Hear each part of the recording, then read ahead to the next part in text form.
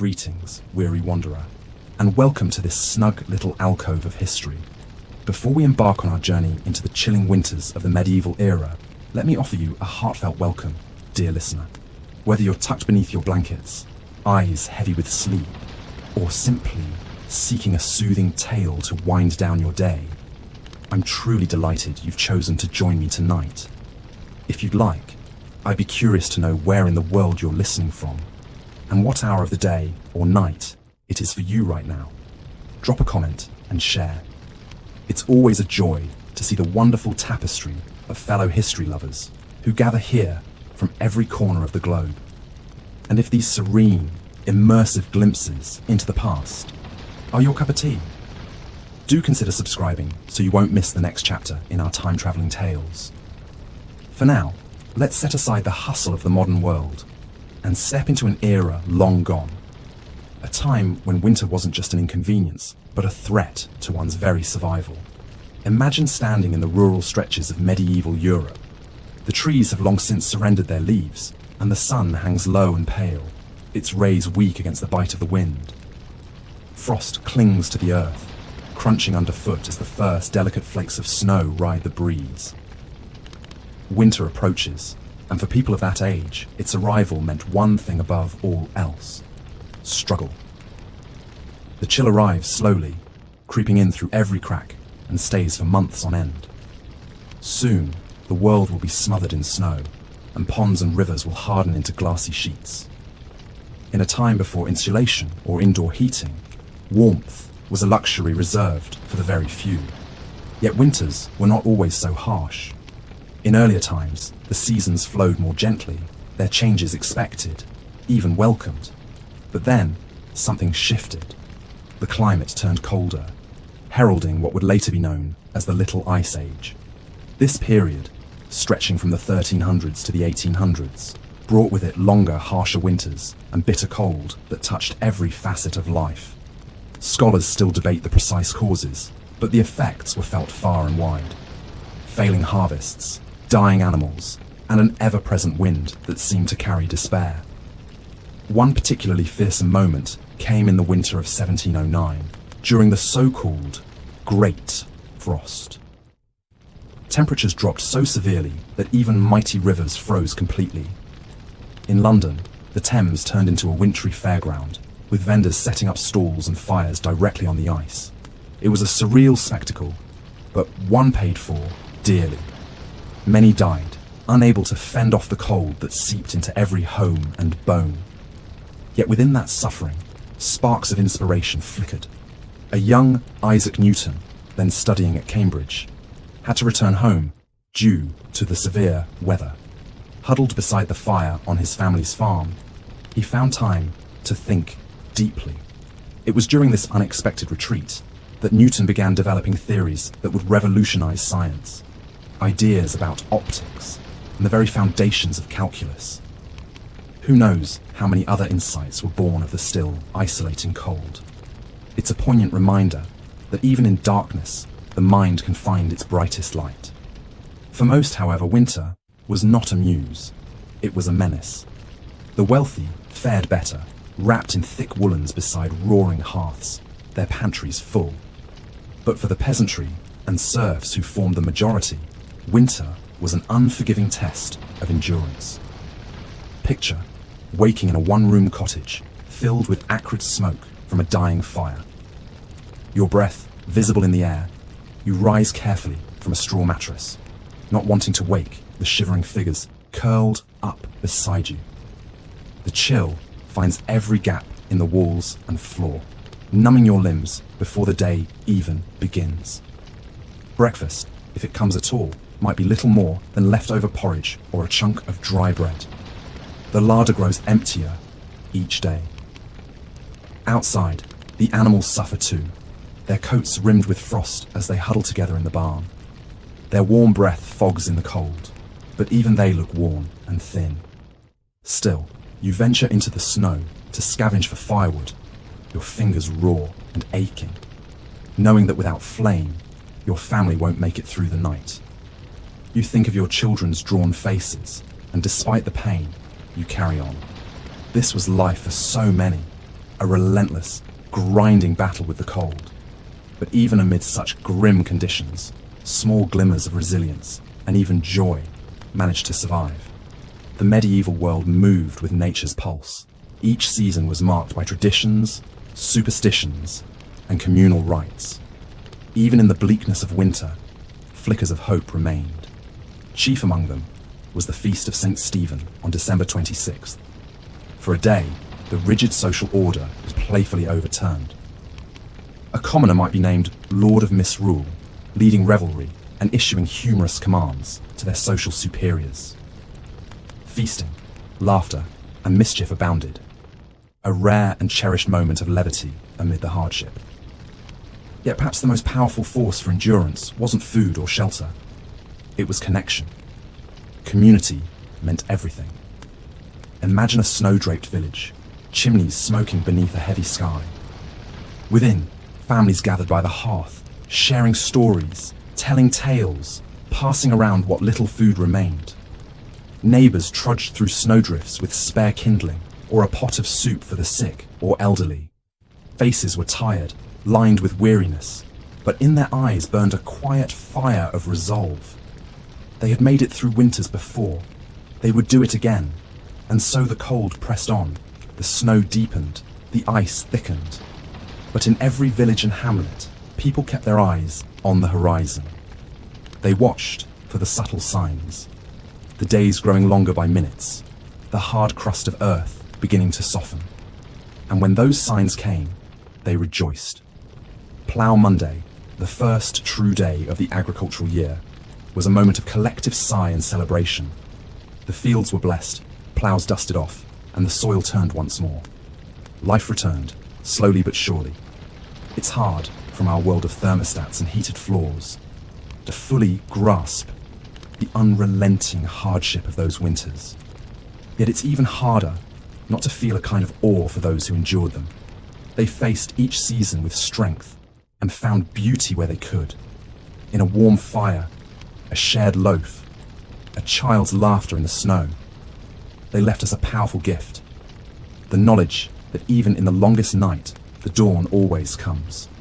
So, when next you find yourself cold and tired on a winter's morning, remember them.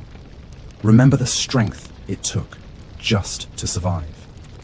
And most of all, remember the light they carried forward through the darkness, so we too could find our spring. Sleep well, stay safe, and I'll meet you again soon for another journey into the echoes of history.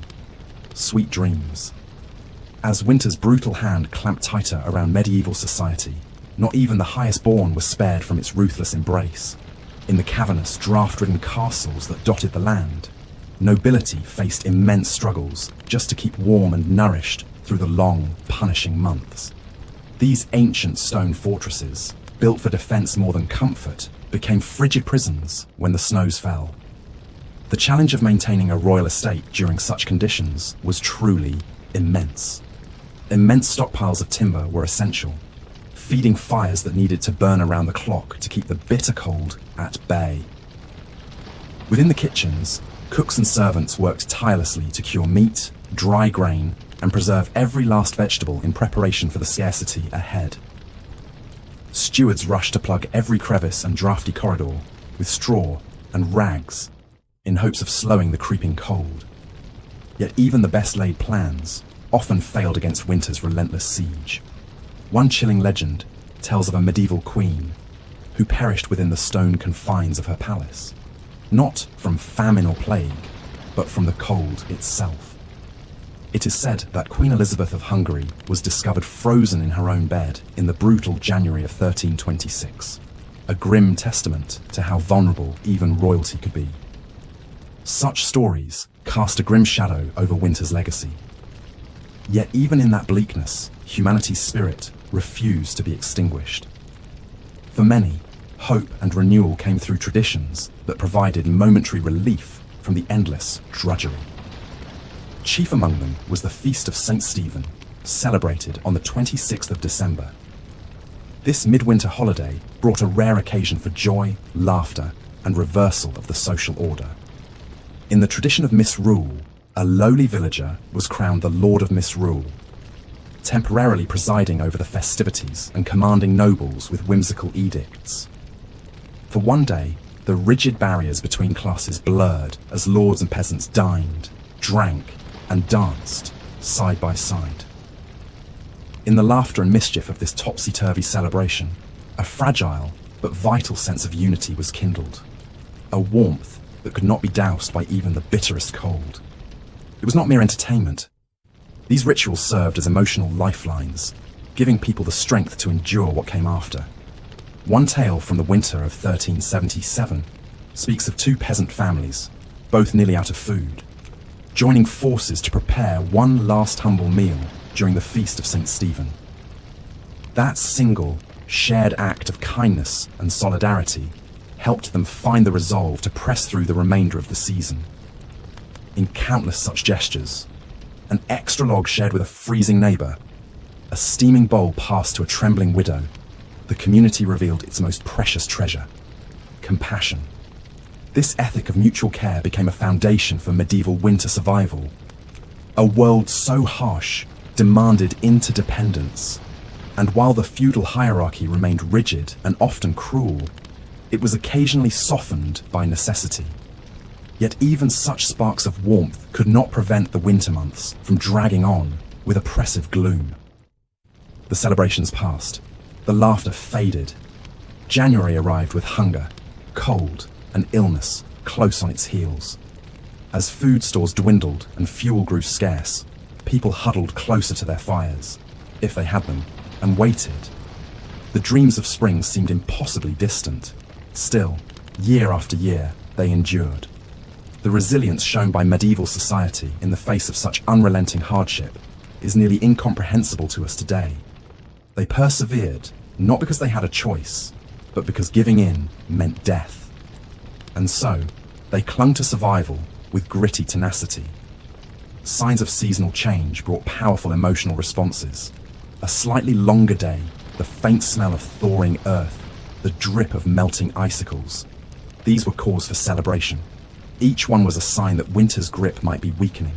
Among the most anticipated days of the year was Plough Monday, falling just after Epiphany. Though winter still lingered, Plough Monday marked a turning point, the ceremonial beginning of the new agricultural year. Farmers would drag their ploughs into the village square, adorning them with ribbons and greenery. Clergy would bless the implements, praying for fertile fields and abundant harvests. It was both ritual and release. The act of cutting the first furrow into cold, stubborn soil became a defiant declaration. Life will begin again. Imagine it: the soft crunch of receding snow under boots, the sharp scent of churned earth, the sun finally casting shadows again. For the people who had known only grey skies and bare trees, these signs were sacred. They were reminders that hardship would not last forever. As the ploughs bit into the land, hope took root once more. In our present day, with the flick of a switch banishing cold and supermarkets filled year-round, it's easy to forget how punishing winter once was. But for medieval folk, every season was a battle. To survive one more winter was a triumph. To do so with dignity and kindness, a miracle. The cold months stripped life to its essentials. It demanded grit, selflessness, and an iron will. The firewood burned low, the food ran short, but still people laughed, loved, and dreamed. They told stories to their children by firelight, sang songs of warmth and light, and passed on lessons etched in hardship. That legacy is worth remembering. It reminds us of our own resilience. When we face our own winters, be they literal or symbolic, we can look to the past for strength. The people who came before us survived with far less and endured far worse. And they did it not just through stoicism, but through joy, generosity, and fierce determination.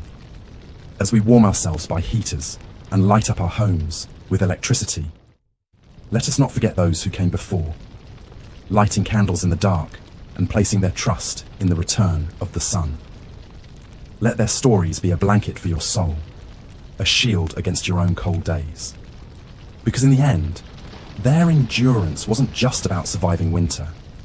It was about teaching us how to rise again, No matter how long or hard the night may seem, the cruel grasp of wintertime poverty in medieval Europe was nothing short of merciless.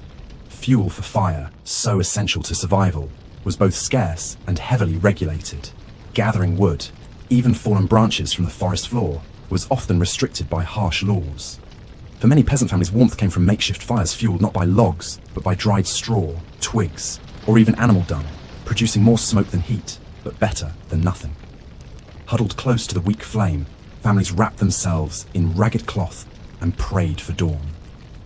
The livestock, thin and shivering, shared what little warmth they could with their human keepers. Their exhaled breath rose in visible clouds as they stood clustered together in barns that let in more wind than they kept out. By midwinter, food stores had shrunk to pitiful rations, usually some salted meat, coarse bread, or dried peas. The bounty of autumn harvests had faded into distant memory, and the green signs of spring were still too far to offer comfort. To stave off malnutrition, villagers took to the bleak outdoors, foraging for anything remotely edible: nettles, wild garlic, hardy fungi, or roots that could be dug from the frozen earth. The winter diet was repetitive and uninspired. The typical stew, or pottage, was a monotonous mix: legumes, dried meat, and with some luck, foraged greens or onions for flavour. Bland and basic, yet it provided the meagre sustenance needed to endure the season. For many, even this plain fare was an unattainable luxury. Harsh weather, infestations, floods, and warfare routinely devastated food reserves. The line between scraping by and starvation was perilously thin. One of the most harrowing examples was the Great Famine of 1315, triggered by relentless rain that drowned crops across northern Europe. Wheat moulded in the fields, grain stores rotted, and animals died from cold or disease. Contemporary records speak of people eating dogs, horses, even the corpses of the dead. Parents were said to smother their starving children in a final twisted act of mercy. Bodies lined the roads, too numerous and decayed for proper burial. Though the famine of 1315 stood out in severity, localized food shortages were a near-annual fear. Each winter was a delicate gamble between what was harvested and what could be rationed. One misjudgment, one failed crop, and entire villages could be plunged into crisis. The medieval winter diet danced on a knife's edge, balancing barely between survival and starvation. But winter's grip extended beyond the larder. It seeped into every corner of society and shaped every aspect of life. It altered work rhythms, transformed worship, impacted law, and even changed the face of leisure. With long nights and short days, people spent more time indoors. The result was a profound shift in community dynamics. Families drew closer, physically and emotionally, sharing what space and resources they had in a spirit of communal endurance. Even the smallest comforts became priceless. A well-tended fire was a treasure. A shared cup of warm ale, a miracle. In the flickering light of tallow candles or smoky rush lamps, people told stories, embroidered, mended tools, or carved wood. Winter was a time of creativity born of necessity. Idleness was discouraged, seen as a moral failing, or even a spiritual danger.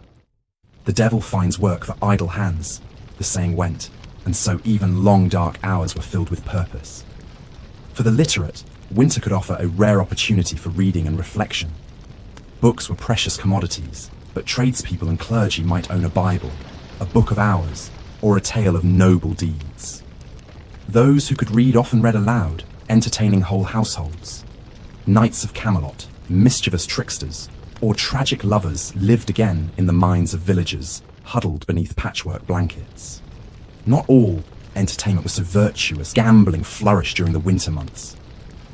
Dice games, wagers, and card-like pastimes consumed many idle hours, sometimes with heated disputes when luck turned cruel. Alehouses thrived, offering refuge from the cold, and a venue for song, gossip, and cheer. Drinking, of course, brought its own dangers. Disputes could escalate.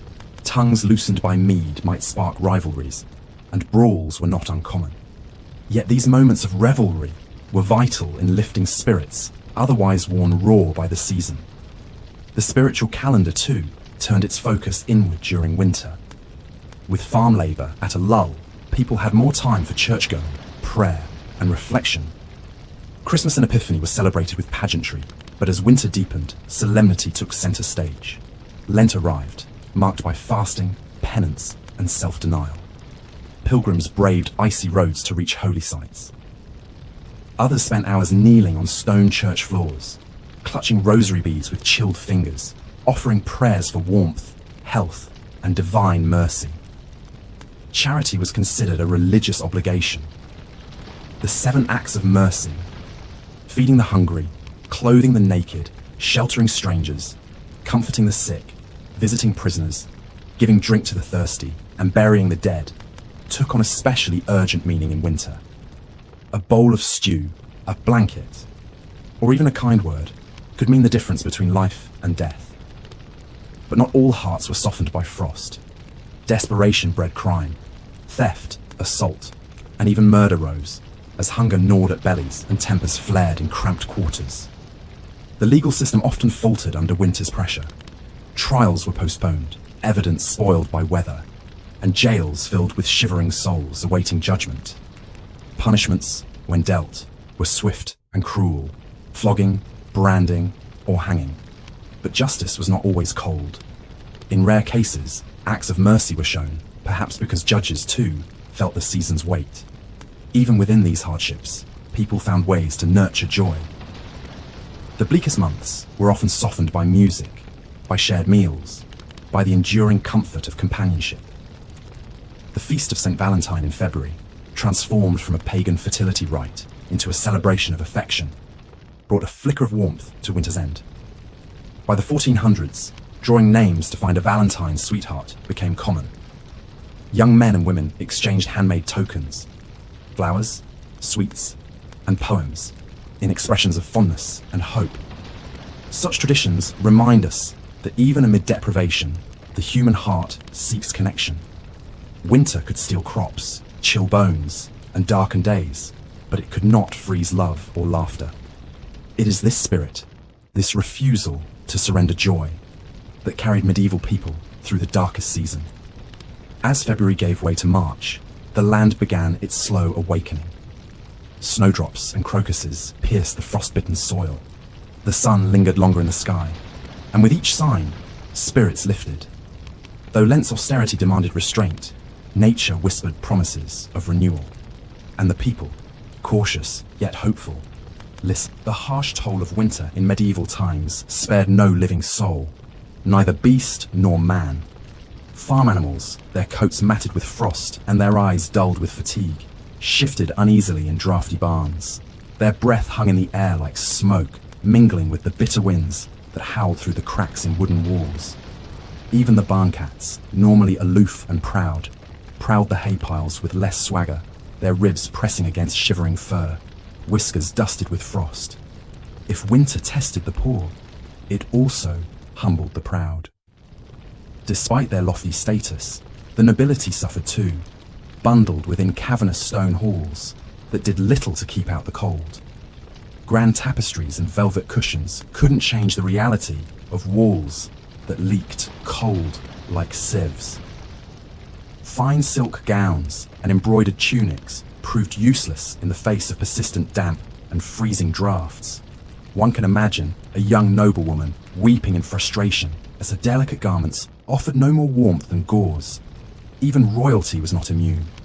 Castle kitchens, normally abuzz with lavish preparations, struggled to keep pace with the demands of the season. Fires had to burn constantly. Meals needed to be hot, hearty, and frequent to satisfy the chilled palates of lords and ladies. Legend has it that King Henry II, shivering despite the finery of his surroundings, once ordered an entire wooden chair burned to warm his royal backside for just a fleeting moment of comfort. His servants, anxious to avoid his notorious temper, rushed to feed the fire before it consumed anything else, including their positions. But even for king and commoner alike, the icy march of winter seemed never-ending. The only escape came in the form of celebration, brief respites from the struggle where music and laughter replaced moans and silence. The Feast of St. Stephen on December 26th was one such moment of shared joy. Though snow draped the landscape in silence, indoors came the sounds of clinking mugs, stomping feet, and joyous song. A favourite tradition of the season was the crowning of the Lord of Misrule, often a servant or peasant chosen to playfully command the revelry of the day. The tables turned as this lowly figure issued mock orders to the household's noble residents, demanding a dance, a song, or some humorous penance. For one gleeful day, the hierarchy of medieval life was flipped on its head, and laughter echoed through the halls in place of orders and oaths. One can almost hear the roaring laughter as a surly baron was made to serve stew to a stable hand, or a dainty noblewoman was told to recite a bawdy rhyme. These moments of cheerful subversion did more than entertain. They built camaraderie and softened the edge of winter's long grind. But inevitably, the feast would end. The torches would sputter, the music would fade, and the revellers would return to their stations, the cold pressing in once more like a debt unpaid. The battle against winter resumed, as grueling as ever. Yet, even in the grim months that followed, acts of quiet heroism and humanity continued to shine. Villagers shared their dwindling supplies with neighbours who had none. One widow, known only as Matilda of York, was said to have given the last of her firewood to a beggar, walking home in the bitter night with nothing to shield her from the wind. When asked why, she answered softly, "Kindness is the only fire that never fades." These selfless acts, born not of abundance but of shared hardship, were the real glue that held communities together. Winter might rob bodies of warmth, but it could not extinguish the inner flame of generosity. Time and again, those who had little gave much, and in doing so, saved lives, not just physically, but emotionally and spiritually. It was this spirit of interdependence that became a lifeline. While snowstorms buried fields and froze rivers, people relied on one another. Those with sturdier roofs sheltered the sick. Children carried hot broth to the infirm. Monks and nuns opened monastery doors to the poor, offering a corner of straw and a crust of bread, seeing in their suffering the face of Christ himself. Even the powerful were not spared the tragedy that winter could deliver. One heartbreaking tale tells of Lady Isabel, a noblewoman nearing childbirth during a brutal cold snap. Though wrapped in layers of fur and attended by a cadre of maids, she succumbed to illness brought in by a coughing servant. Her baby, born too soon, never drew breath. Within days, Lady Isabel too had died. Wealth had offered her every luxury, except protection from fate. Such stories were all too common. The cold was no respecter of rank. Even kings, draped in robes and guarded by towering walls, felt the weight of the season. It's said that King Henry VI fell into such a winter melancholy that not even roaring fires or exotic remedies could lift his spirits. Wrapped in blankets, he stared into the hearth for hours, lips moving in silent prayer or lament. Some whispered that his sorrow was divine punishment. Others knew it simply as the shadow that winter cast over even the brightest souls. But as the dark days dragged on, something remarkable occurred. As late January gave way to February, change whispered in small, almost imperceptible ways. The sunlight lingered longer. The snow, though still thick, began to drip in the noonday warmth. Crocuses peeked tentatively through the frost, and with these signs came a powerful emotion: hope. In towns and villages, people prepared for Plough Monday, the symbolic return of the growing season. Men painted their faces with soot, singing bawdy songs as they marched through the streets, dragging ploughs adorned with ribbons and flowers. Though the fields were not yet ready, this ritual act was a promise to the earth. We are still here.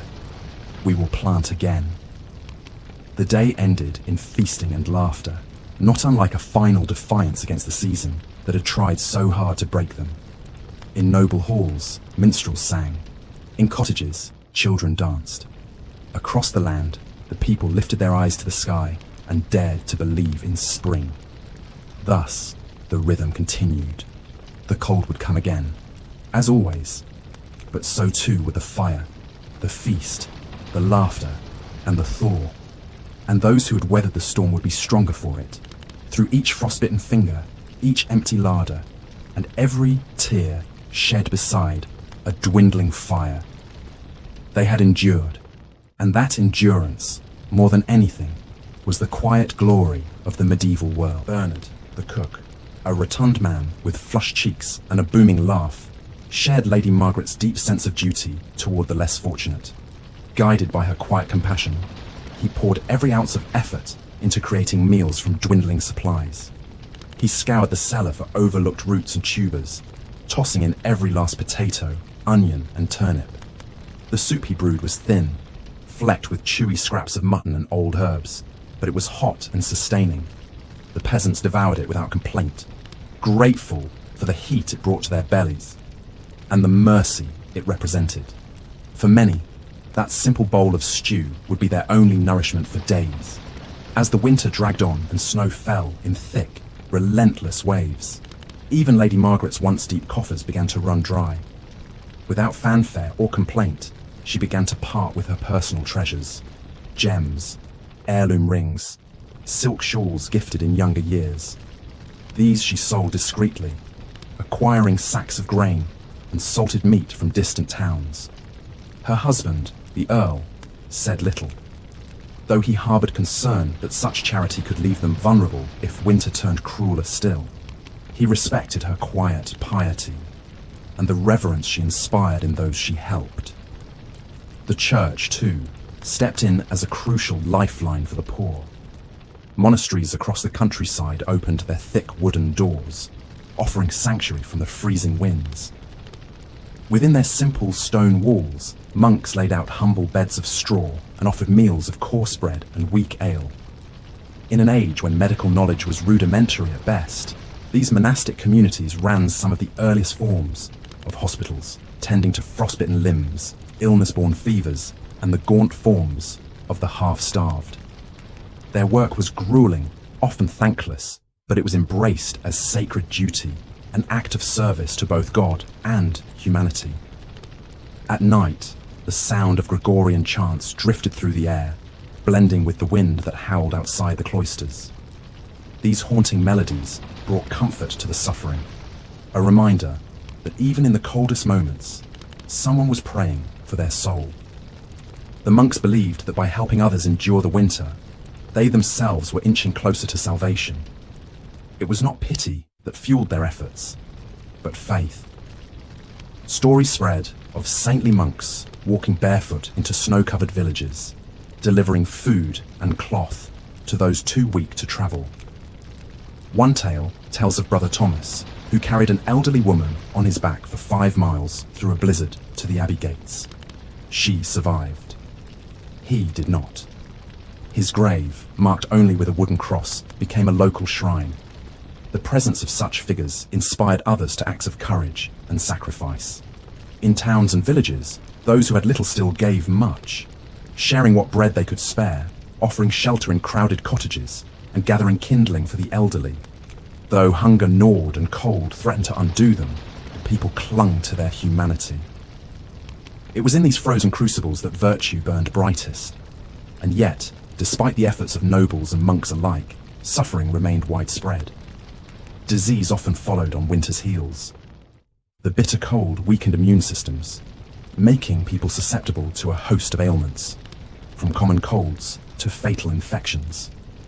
With limited understanding of medicine, folk remedies became the norm. Herbal infusions, poultices made from mouldy bread, hot bricks placed at the feet. These were the tools of desperate survival. Superstition walked hand in hand with faith.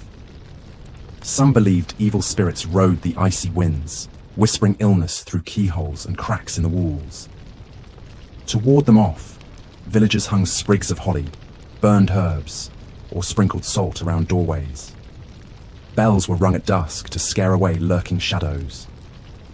In some regions, entire families slept in single beds beneath heavy furs, not only for warmth, but to confuse the spirits said to target lonely sleepers. Amidst the fear and freezing winds, stories became a salve for the soul. Around hearths, old crones and grey-bearded men spun tales of winter ghosts, heroic saints, and enchanted creatures that slumbered beneath the snow. Children listened with wide eyes, their imaginations alight with wonder.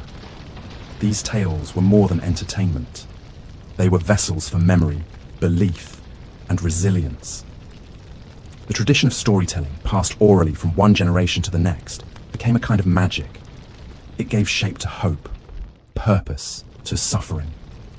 Spring always comes, the storytellers would say, even when the earth forgets the sun. These simple words, repeated through centuries, kept countless hearts from despair. And as the wheel of the year continued to turn, signs of change crept into daily life. Icicles began to shrink, replaced by the drip, drip, drip of thawing snow. The first songs of birds returned to forests that had been deathly silent. Though meadows remained buried, the air no longer bit so cruelly. On the Feast of Candlemas, celebrated in early February, villagers would bring candles to church to be blessed, marking the halfway point through winter. The flame, flickering gently in crowded sanctuaries, was more than light. It was promise, a reassurance that warmth would return, that darkness would not last forever. Lady Margaret, weary from weeks of tending to the poor, attended the service with her family. The chapel, though cold and dimly lit, shimmered with hundreds of small flames. As she watched the light dance across the faces of those gathered, nobles and beggars, servants and clergy alike, she felt a deep, abiding peace. In that moment, the boundaries that divided class and status blurred, if only for a heartbeat. All were equally vulnerable, all equally yearning for light, and as the service ended, the congregation filed out into the snow, their breath clouding the air, their candles still aglow. For just a moment, the world seemed warmer, kinder, united. That is perhaps the greatest miracle of winter. Not its end, but what it draws out of people in the waiting. In the darkness and deprivation, the best of the human soul can emerge. Compassion, courage, faith, and in the sharing of a meal, the offering of shelter, the telling of stories, people wove the very fabric of survival in the midst of the coldest and darkest months. Moments of mischief and symbolic rebellion bloomed like stubborn flowers. Winter festivals often featured playful reversals of roles, servants playing kings, jesters leading processions, peasants donning crowns fashioned from straw. These brief upheavals of the social order provided not only laughter, but something more profound, a release valve, a sense that hardship could be endured so long as it occasionally bent beneath the weight of shared absurdity. Amid all the suffering that winter brought to the medieval world, a quiet but unyielding hope continued to pulse beneath the frost-covered surface. It lingered in the frosted breath of a mother holding her child near the hearth, in whispered prayers sent skyward from stone chapels, in the shared glance between neighbors splitting a final loaf. Hope that the children would survive another night. Hope that the salted pork wouldn't spoil. Hope that the snow would melt in time for the spring plough. Even as the bitterest winds howled across craggy fields and through crumbling cottages, people clung to the idea that warmth would return, that life, somehow, would go on. They planted this belief not in the soil, but in their hearts, watering it with ritual, community, and faith. And so, as you stand in the present day, perhaps grumbling at a frosted windshield, cursing a faulty thermostat, or tugging your coat tighter while waiting on a delayed train, take a breath. Spare a moment to think of those who came before you, the ones who faced winters not with insulation and instant heat, but with grit, kinship, and centuries of communal endurance. Our ancestors had no down jackets, no radiators or heated floors. They walked through snow barefoot, their garments patched with care, their feet wrapped in straw. They didn't have vitamin supplements or grocery stores stocked year-round, and yet they lived. They endured. They found ways to smile through the sorrow, to love amidst the loss. That's the real legacy of the medieval winter. Not the hardship itself, but the strength drawn from it. The stories of survival passed through generations like the glow of an ember, carefully preserved to light future fires. Most of their names have been lost to time, but their spirit remains. In our conveniences, we inherit their suffering. In our comforts, we carry their courage. Imagine a young child in the 1400s, tucked under a pile of rough-spun blankets beside siblings, listening to a grandmother's story as the wind screamed outside. She would speak of days lengthening, of birds returning, of the goddess of spring waking from her slumber. And though hunger gnawed and limbs ached, that child would drift to sleep smiling, warmed by dreams rather than fire. Such scenes played out across centuries, in huts and halls, among nobles and peasants alike. Each family, each community, crafted their own traditions to get through the dark months. Some left out offerings for household spirits, believed to guard the hearth. Others sang songs passed down from times before memory. It didn't matter whether these acts were based in truth or superstition. They gave people a sense of control, of participation in nature's cycles. Modern life, for all its technological marvels, lacks some of that intimacy with the seasons. We flip a switch to banish darkness. We push a button for warmth. We rarely sit in silence with nothing but the sound of wood crackling or snow falling. But when we do, when power flickers out, or we walk alone through a hushed snowfall, there's something ancient that stirs inside us. A memory, not of the mind, but of the blood. That's when their legacy touches us most clearly. In the quiet, in the cold, in the courage to keep going when nothing promises it will get easier. The medieval winter wasn't just a season. It was a crucible. And those who endured it came out stronger, wiser, more deeply connected to each other and to the rhythm of the earth. So let us honor them, not with pity, but with respect, not by romanticizing their suffering, but by remembering their resilience.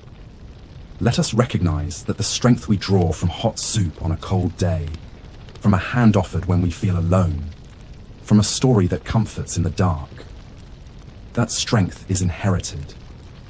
It was carved into the frozen ground by thousands who came before. Their footpaths became roads, their lessons became traditions, their courage, whether sung in ballads or carried in silence, became the foundation on which we now stand. And as we look toward our own winters, be they of season, spirit, or circumstance, may we draw on their memory. May we carry their light forward, not in blazing torches, but in small, steady flames that defy the dark. May we, too, gather our strength in the cold and rise with the spring. In the end, winter is not just a trial, it's a teacher. And those who endured its hardest lessons left behind not despair, but wisdom, not fear, but faith. As the days begin to stretch and the sun grows bold again, the world breathes deeper. Snow begins to melt into soil. Buds form on branches. The silence of winter gives way to birdsong. And we remember, life never left. It was only sleeping. Just like our ancestors did, we rise. And the cycle begins again. Not all of winter's wrath came in the form of frost and snow. At times, its fury was far more unpredictable. Sudden floods, violent storms, and the treacherous rage of the sea. These forces of nature had no master and cared little for title or wealth. One of the most legendary tales of such devastation dates back to 1216, when King John of England found himself fleeing rebellion and misfortune in equal measure. While crossing a marshy region known as the Wash in East Anglia, a stretch of low-lying land exposed to tides, his baggage train was tragically caught by a surging tide, whipped up by gale-force winds. The sea swallowed the carts, the treasure, and the crown jewels, gleaming symbols of monarchy and might, all lost to the deep, never recovered. John himself barely escaped with his life, battered and humiliated. Days later, suffering from dysentery and grief, he died. Some historians believe the loss of the royal regalia was more than symbolic. It broke his spirit, hastening his end. Winter storms were no mere inconvenience. Along coastlines, they arrived like monstrous heralds, bringing towering waves and winds that tore roofs from homes and reduced fishing villages to rubble. The Anglo-Saxon Chronicle records a devastating flood in 1099. On St. Martin's Day, November 11th, a storm surge swept across England's eastern shores, flooding inland so severely that the waters reached farther than any living person could recall. Entire towns were swallowed, and countless lives were lost beneath the churning tide. Such tragedies were not rare. Every generation had its tale of tempests. Villages erased, churches shattered, fields turned to swamps overnight. Families would tie boats to the upper beams of their barns, just in case. In some coastal hamlets, bells were rung to warn of incoming waves, though often too late to save livestock or livelihoods. These disasters shaped more than land, they shaped culture. The sea, though a source of sustenance, was also feared and revered. Songs were sung about its moods, superstitions abounded. Never set sail on certain saints' days. Never whistle aboard a boat, and always toss a pinch of salt over your shoulder before launching into open water. Mariners marked the tides with careful attention, praying to both saints and old gods for safe passage.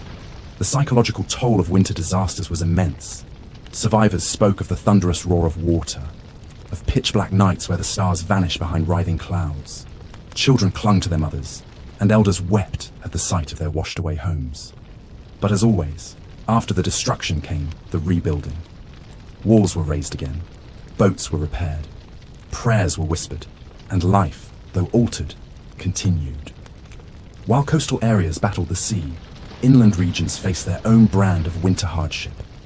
Frozen rivers stalled trade routes, bridges collapsed under the weight of ice, and isolated communities, cut off by snowdrifts and failing roads, were left to fend for themselves. Wolves, once rare, ventured nearer to settlements, their howls piercing the darkness and fraying nerves. Shepherds posted watch at night, fearing not just cold, but teeth in the dark. To many, winter felt like a siege, a slow, relentless pressure that pushed against the body and soul alike. But within this pressure, medieval society developed resilience unlike any other. It was a world where weather held power akin to kings, and reverence for nature was embedded in daily life. Calendars were tuned to the sun's rise and fall, to the phases of the moon, to the whispers of wind across field and fen. Among the most celebrated winter milestones was the Feast of St. Bridget, observed at the start of February.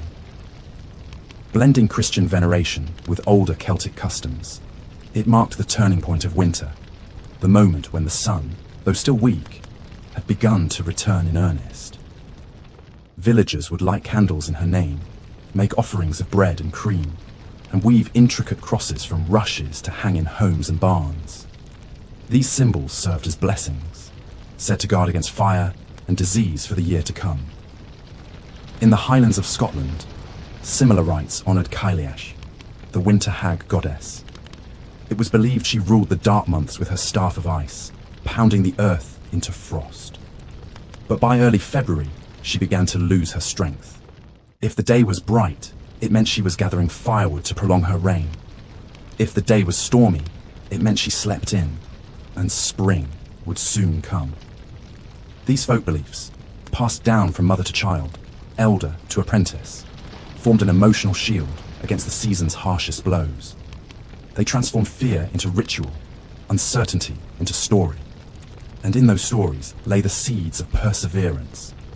Spring festivals, though still weeks away, were already being planned. Seeds were sorted, tools inspected, and beneath frozen ground, the roots of hope thickened. Each snowmelt revealed patches of green, and each day's light lasted just a little longer. Though danger never truly vanished, its grip weakened, and with every storm endured, every flood recovered from, people gained something more enduring than shelter. They gained confidence, a belief that no matter how fierce the winds or high the waves, they would endure, as their ancestors had, as their descendants would. Winter did not ask permission to arrive, and it never apologized for staying too long.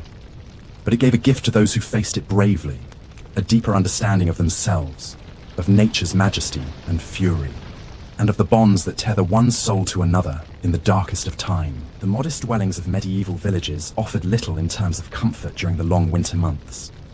Roofs leaked, walls groaned in the wind. The hearth, if there was one, sputtered weakly on scraps of peat, damp wood, or whatever twigs could be scavenged from the woods nearby. The smoky air inside was thick with the mingled scents of damp wool, sweat, and life lived in close quarters. Families, often large and multi-generational, crammed together into single rooms, bodies pressed near for warmth, their breath clouding the air in a haze of human resilience. The stench was potent, so was the love. It was, by any measure, a harsh and humbling existence. But amid the soot and struggle, there were flickers of joy that could not be buried beneath the snow. On clear nights, villagers would wander from their homes to gather around great communal fires built in the village square. These gatherings offered more than warmth. They offered a break from silence, a reason to smile. Flames danced as people shared stories, sang old songs, and swapped news and laughter. For those few hours, the brutal reality of the season felt lighter, almost forgotten. Young lovers clutched hands beneath cloaks, sneaking stolen kisses behind hay carts. Their affection glowed warmer than the fire itself.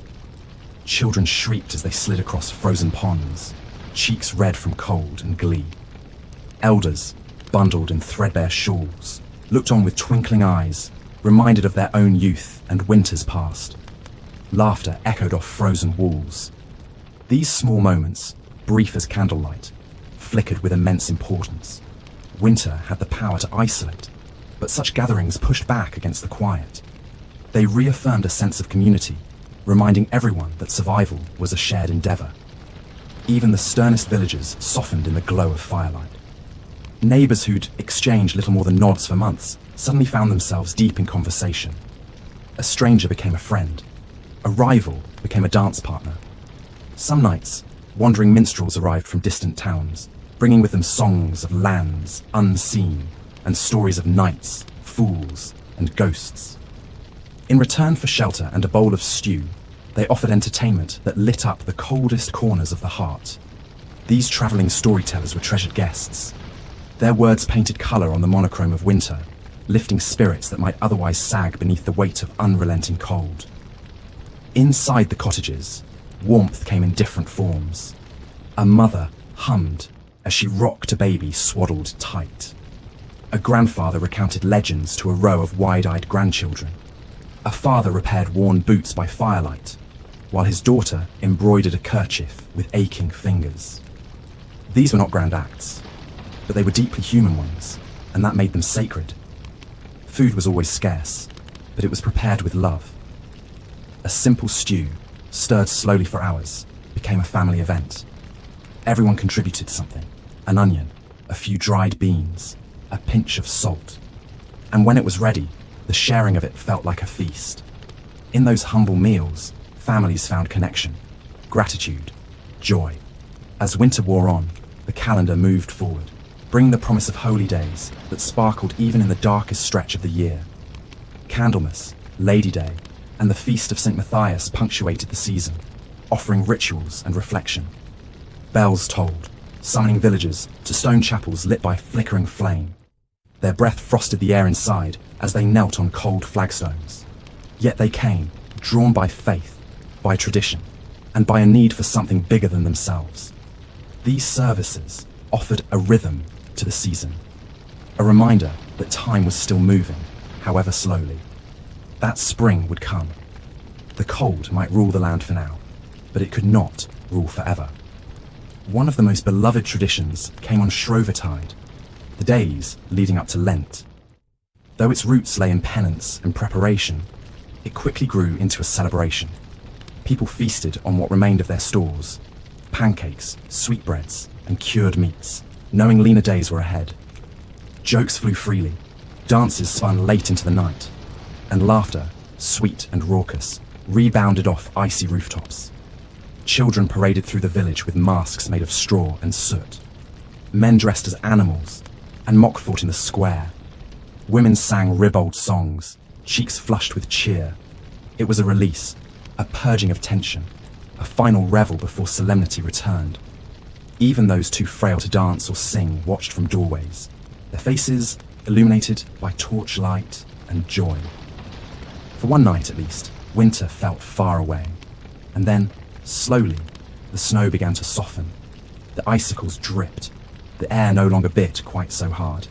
The change was imperceptible at first, but undeniable. Spring was no longer a dream. It was a scent on the breeze, a hint in the sunlight, a promise whispered through bare branches. The people could feel it, and in that feeling came strength, enough to endure the final stretch, to wake again, gather wood, stir the pot, mend the shoes, and believe once more in what lay ahead. With each tightening twist of winter's grip, the countryside seemed to fall further into suspended animation. The business of survival consumed every waking thought, and as the snow blanketed the land, time itself appeared to stretch and yawn. Days shortened to dim flickers, while nights lengthened into vast oceans of dark silence. For the rural poor, there was little work to be done. No fields to till, no crops to tend. The soil lay hidden beneath sheets of frost, sealed away from plough or seed. In their cramped cottages, families huddled close, enduring the deep stillness not just of the earth, but of purpose itself. At times, it must have felt endless. The stillness, the repetition, the gnawing hunger, and aching cold. Children pressed their faces to frozen windows, wondering if green would ever return. Elders whispered prayers beside guttering flames. All clung to a singular hope, that spring would not forget them, that warmth and light, absent for so long, would come again. And though it moved slowly, almost imperceptibly, the earth had already begun to turn. Beneath the frost-hardened ground, roots stirred. Seeds, dormant but waiting, felt the first tremors of awakening. Tiny shoots prepared to rise, sensing changes no human eye could yet see. The thaw was coming, and with it, life. In this quiet, invisible rebirth, nature offered a sacred promise. No winter lasts forever. Those who had endured the worst of the cold carried within them a strength forged not in ease, but in adversity. Every blistered hand, every meager meal, every whispered lullaby beside a dying fire had prepared them for this moment. Survival was not merely about persistence. It was about belief. A belief that tomorrow would be better, that frozen soil could bloom, that the sun, once banished, would rise again. And then it came, not all at once, but gently, slowly. The drip of melting ice from a thatched roof, the chirp of a single bird breaking the morning silence. A patch of brown earth revealed at the base of a tree. The air smelled different, softer, cleaner, filled with promise. And the people, cautious but eager, emerged from their shelters. They stood in doorways with lifted chins, letting the tentative light fall on their faces. With the coming of Plough Monday, just after Epiphany, the wheel turned decisively. Though the ground remained cold and stubborn, farmers pulled out their ploughs, decorating them with ribbons and greens. Ceremonial furrows were carved into the reluctant soil, not for crops, but for courage. Each turn of earth was a declaration: we have survived, we will begin again. Communities gathered in hopeful ceremony, the clergy offered blessings. Children ran laughing beside teams of oxen. Songs were sung, bread was broken. For the first time in months, there was celebration not of endurance, but of return. Spring, still distant, had sent its herald. The transformation was slow, yet unmistakable. Frost lingered in the shadows, but sun-warmed fields began to smell of life. Trees, bare and brittle, showed buds at their tips. Birds returned. Bees, sluggish but determined, ventured from their hives. The silence of winter gave way to the murmurs of awakening. And with the earth, the people too came back to life. Homes were repaired, fields were mapped, plans were made. Where once there had been only scraping by, now there was ambition. Hope no longer whispered, it sang. And as the world bloomed, so too did joy. Weddings were planned. Babies born in deep winter were presented to the sun. Markets reopened. Festivals returned in full force. Yet none forgot what they had been through. Winter left its mark on every soul. in the hollows beneath the eyes, in the new wrinkles etched by cold and care, in the cautious way people still gathered firewood just in case. But it also left behind something precious. Gratitude. Gratitude for fire, for food, for fellowship, for the first green shoot, for the laughter of children, for each other. It's tempting, in modern times, to view such winters with detachment, to think ourselves distant from their struggle. But in truth, we carry that legacy within us.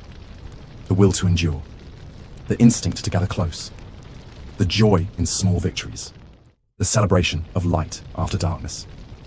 Each winter we face, be it in weather, in hardship, or in spirit, draws from the same ancient well. And each spring we welcome is a continuation of the same story told for centuries by countless voices.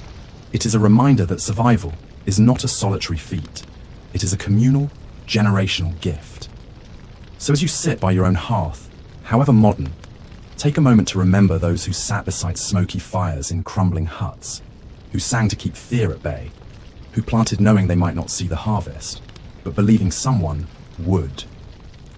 Let their resilience inspire your own. The frost has lifted. The sun is climbing. The world is stirring once more. And you, like them, are still here.